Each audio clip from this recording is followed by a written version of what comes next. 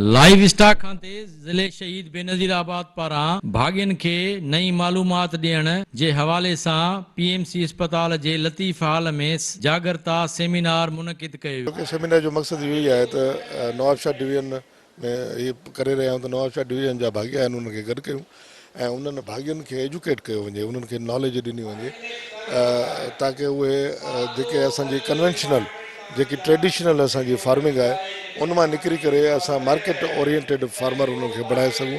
ताईं जेके उहे जानवर पालीनि था उन्हनि खे कीअं पंहिंजी ॼाण जाए पहुचायूं त हू जदीद तरीक़े सां पंहिंजा जानवर पाले पंहिंजे जानवरनि मां वधीक नफ़ो कमाए पंहिंजो जेको आहे रोज़ी कम। ऐं अहिड़े तरह जो कॉन्फ्रेंसिस उमेदु कयां थो त लाइव स्टॉक डिपार्टमेंट ॿियनि डिवीजन्स में बि ऑर्गेनाइज़ कंदो।